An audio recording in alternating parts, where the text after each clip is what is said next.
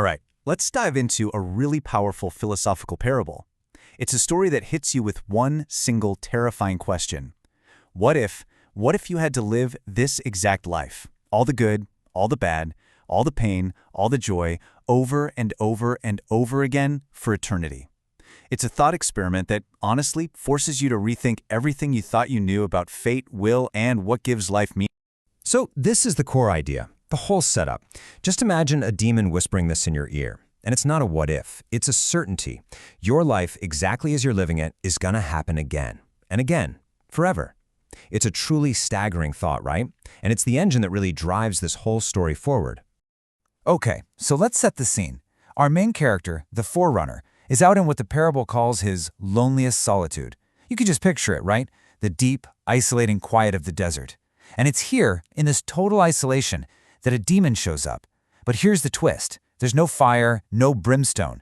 Instead, the demon comes with something way more disturbing. Just a whisper, a single thought experiment. And what's so wild about this proposition is the sheer totality of it. This is not a do-over. You don't get a second chance to fix things. Nope. It's an exact copy. Every single parched step in the desert, every single locust you might eat, every harsh word you speak, it's all locked in. And here's the real kicker. There's no grand prize at the end. No final kingdom, no salvation to make it all feel worth it. There's just the loop. Forever. So, how would you react to that? I mean, really think about it. For most of us, this idea wouldn't be inspiring, it would be absolutely soul-crushing. So let's explore that reaction first, the reaction of a lesser man. Yeah, the text actually calls this thought the heaviest weight. And you can just feel the gravity in that phrase, can't you? For most people, a thought like this would be completely paralyzing. It would just make you question the entire point of, well, of everything.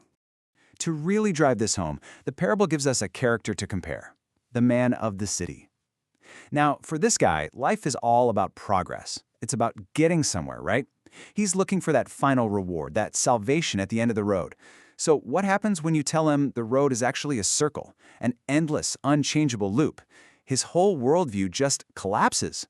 Despair kicks in. All his hard work, his virtues, suddenly they all feel completely and utterly pointless. He's just crushed by it. But the Forerunner? He is not the man of the city. He's something else entirely. As the story describes him, he's a fundamentally different kind of being. So his reaction isn't going to be despair or collapse. It's something else, something you'd never expect. Just look at this comparison. It's so stark. While the city man is completely addicted to some future reward, the Forerunner's life is defined by his will, by his purpose, right here, right now. He's not looking for comfort. He's not looking for some final destination. For him, his very existence is the point. He's described as the hammer that shatters old values, and he does it not for what comes later, but for the sheer act of becoming who he is. And this just perfectly captures the key difference, doesn't it? His meaning doesn't come from some future outcome.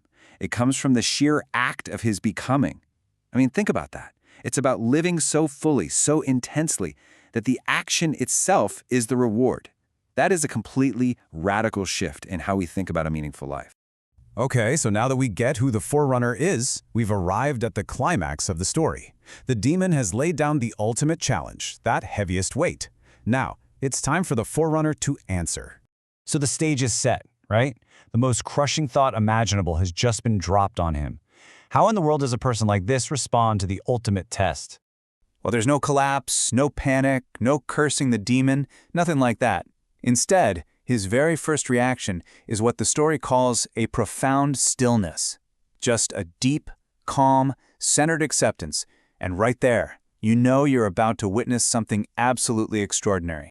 And then, out of that stillness, something incredible starts to bubble up. It's not resignation. It's not despair. It's a fierce, joyous affirmation. Can you even imagine? He isn't just accepting his fate, he is celebrating it with this powerful, positive, almost explosive emotion. And then, with a voice that the text describes as being like thunder, he gives his answer. It's not, okay, I accept this. It's not even, I can endure this. It's, thus I willed it. This is a total declaration of ownership. He's claiming his entire life, every single hardship included, as an act of his own will.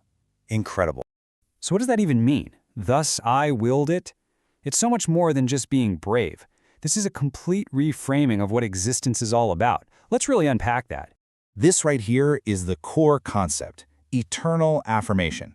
It's this powerful idea that you can live a life that is so aligned with your own will, so deeply authentic to who you are, that the thought of repeating it forever isn't a horror story, it's a confirmation. It's like the ultimate seal of approval on your entire existence. So for him, that endless loop becomes a glorious divine seal. It means that every single hardship, every moment he had to overcome something within himself, that wasn't just a painful step to get somewhere else. No, it was an essential part of a life that he would choose to live again and again and again.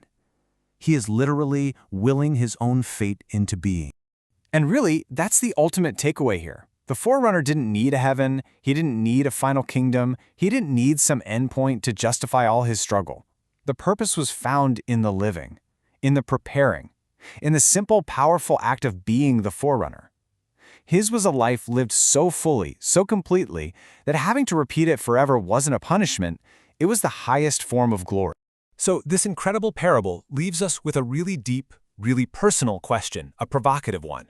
If that demon came to you, right now, in your loneliest moment, and made you the exact same offer, to live this life, your life, over and over for all eternity, would you be crushed by that heaviest weight?